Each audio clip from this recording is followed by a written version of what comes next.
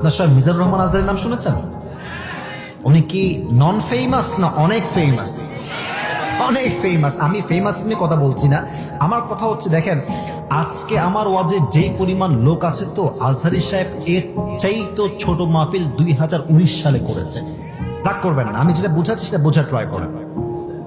এই লোকটা এর চেয়ে ছোট মাহফিল, আচ্ছা আপনারা গ্রামগঞ্জ উঠান চেনেন? উঠান ওই 4-5টা বাসা ঘোরা ঘেরাও করা, মাঝে একটা উঠান থাকে না? উনি উঠানে মাহফিল করতেন, ছোট্ট এই মিলাদ টাইপের আর কি। 19 সালে কথা বলছি, 18 সালে কথা বলছি। বড় মাহফিলে করেছে, ছোট মাহফিলে করেছে।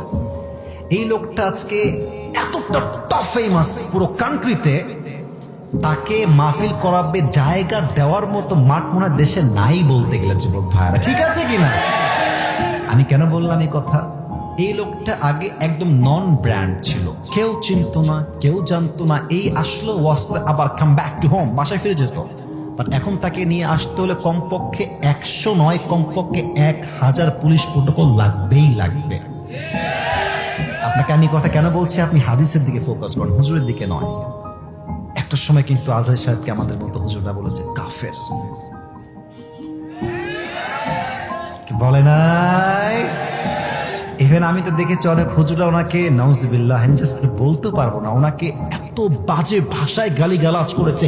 ইভেন আমাদের দেশে কোনো সুন্নি ভাইরা আছেন, আমি সুন্নি ভাইদেরকে অনেক ভালোবাসি, বাট কিছু সুন্নি আছে নামধারী ভণ্ড, এরা খালি জিলাপি খায়, সিন্নি খায়, নবীর আসে, গাঞ্জাটাই না কুল পায় না। আমি দেখেছি আমার প্রিয় ভাইয়েরা আজহারী সাহেবের বিশাল বড় ব্যানার টাঙাই দিয়ে জুতা দিয়ে পিটাইছে। আচ্ছা এবার আপনারা কন, এই যে এত কাফের বললেন, এত অপপ্রচার, নবীর সামনে বিরুদ্ধাচরণ করেছে, বেয়াদব, কাফের, লম্পট, কত গালি তো আজহারী সাহেবকে দিলেন। আপনার অপপ্রচারকেই আল্লাহ তার পক্ষের প্রচার শক্তি হিসেবে কবুল করেছে।